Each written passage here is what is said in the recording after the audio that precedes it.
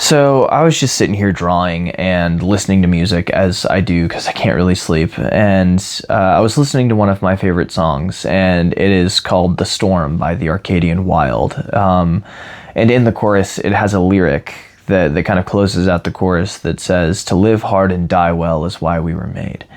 And I love that lyric so much. It's probably why it's one of my favorite songs. And I guess a question that I would just pose to anyone who's watching this video is, what is the worst thing that could happen to you?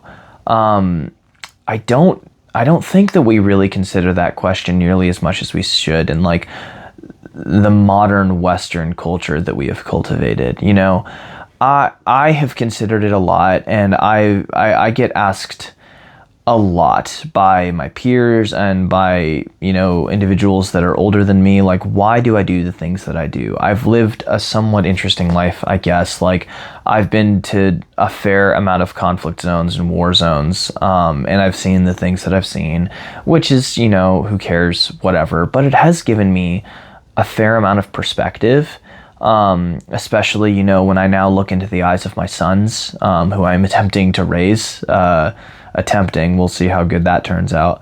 And I look at my wife when I go to these places, and I mean, the question of like why we do these things, and is gaining perspective enough of an answer to put your life on the line? I mean, is the pursuit of understanding, is it enough to insert yourself into these conflict zones and attempt to help people? Is that enough of a reason to do such a thing? And I would argue yes. I really would. It's really influenced my writing and my drawing, and I just think that I've always been a religious person, but I've always struggled with like the more westernized church because, you know, I'm a God-fearing man, and I'm supposedly surrounded by a lot of God-fearing men that have this paralyzing fear of death. And I just don't understand it. If we ascribe to a belief system where supposedly you know where you're going to go when you die, why is this something that would frighten you? I see like that was always my biggest issue, because I spent like the vast majority of my adult life around soldiers, you know, right? Like, I was a soldier and that's what I did. And I saw so much more strength of character around those freaking degenerate heathens, my best friends, than I would when I would go to church on Sunday. I saw a bunch of people that didn't really care about, I don't know, I mean, they would talk about, I had so many more deeply religious and philosophical conversations with a bunch of people that could barely read than I did with like church-going Christian men.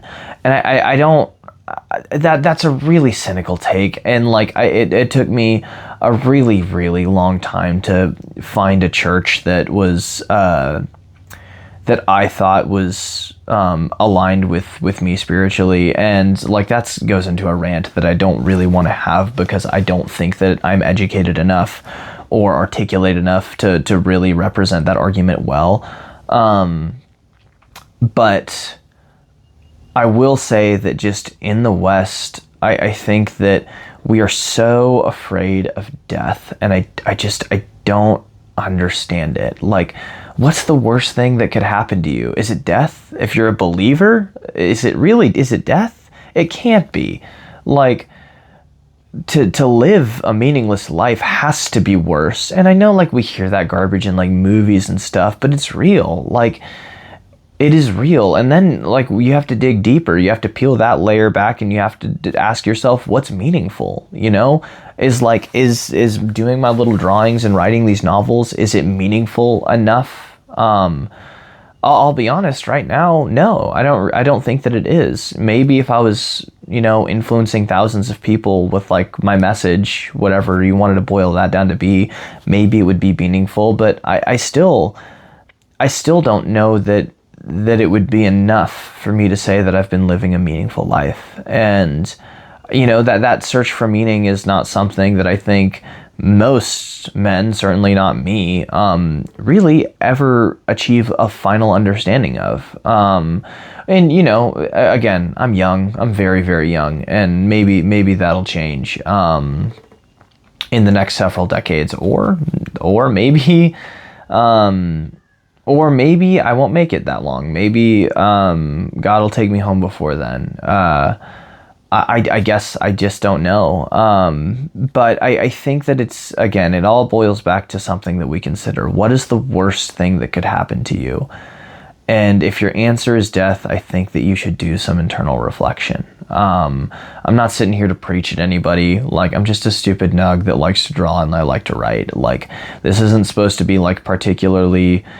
I was going to say it's not supposed to be deeply profound, but you know what? Like, damn it, maybe it is. Maybe it is. I don't know. Like, we are so afraid of being profound in society, and we are so afraid of just being called, I guess, I don't know, cringy for caring. And it's something that I care deeply about. And like, I have to care deeply now because I have sons. I have sons that I need to raise, and I need to teach them what is right and what is wrong. But more importantly than both of those things is what to do with the time that they have. And you know, I can't prescribe that to them. I can't tell them what they should do. I can't tell them, hey, you should go be a soldier or a poet or an artist. I just have to equip them with my understanding of the world and hope that perhaps they make a productive decision, maybe one that's way better than mine, you know? I don't know. Rants with Noah, man. Like, that's it. But I will say, it feels good. It feels good. Every time I turn this camera on and I just talk about what's on my mind, it does feel good. Even if no one watched this video, I think it still feels good to just turn the camera on and know that I'm not going to edit anything out and know that I'm just going to speak. That's really fun for me because, like, I spend so much time doing these stupid short form real things. That's just what I was thinking about tonight. That's it. Yeah.